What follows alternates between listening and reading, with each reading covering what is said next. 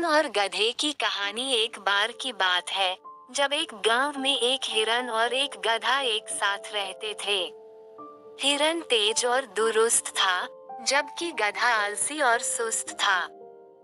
दोनों की दोस्ती गांव के लोगों के बीच चर्चा का विषय बन गई। गांव के लोग इस बारे में बहुत ही चर्चा करते थे कि कौन बेहतर है, हिरन या गधा। इस विवाद को सुलझाने के लिए गांव के सरपंच ने एक प्रतियोगिता का आयोजन किया।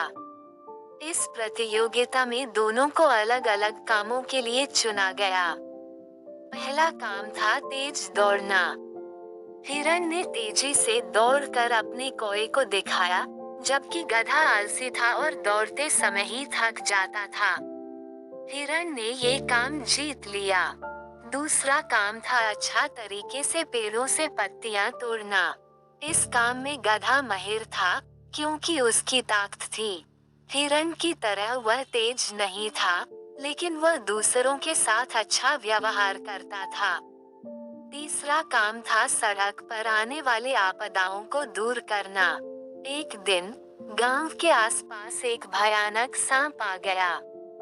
हिरन बिना सोचे समझे डर के मारे भाग गया, लेकिन गधा वहां रुका और सांप को बचाने के लिए उसका सामना किया।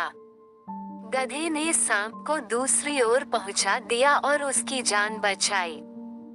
अंत में गांव के लोगों ने देखा कि हिरन तेज दौड़ सकता है, लेकिन गधा उन्हें आपदाओं से बचा सकता है और उनके साथ अच्छा व्यवहार करता है।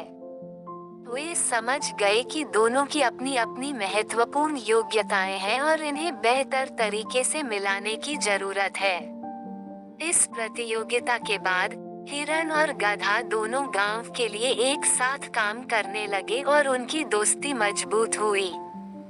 इस कहानी से हमें ये सीखने को मिलता है कि हमारी शक्तियों के साथ साथ हमारे दोषों को भी स्वीकार करना आवश्यक होता है, और हमें दूसरों के साथ सहमति और समरसता की ओर बढ़ना चाहिए।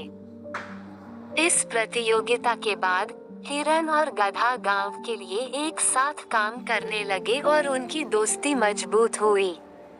वे एक दूसरे के साथ मिलकर गांव के विकास में मदद करने लगे और अपनी योग्यताओं का सही तरीके से इस्तेमाल करने लगे।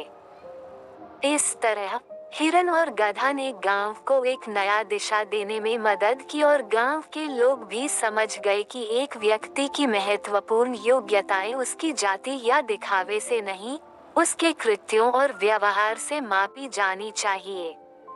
इस कहानी से हमें ये सीखने को मिलता है कि हर व्यक्ति अपनी विशेष योग्यताओं और कमजोरियों के साथ आता है, और हमें दूसरों की मदद करने में और उनके साथ समरसता बनाने में योगदान करना चाहिए।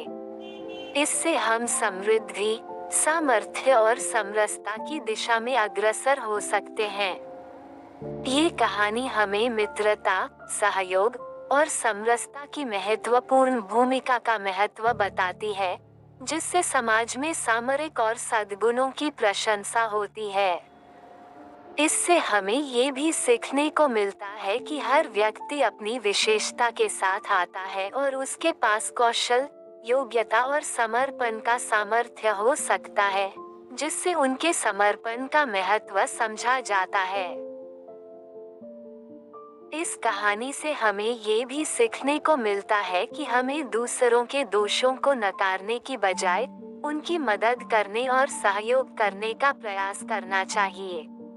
यह एक महत्वपूर्ण संदेश है कि हमारे समाज में साथीपन और सहयोग से ही सफलता और समृद्धि हो सकती है।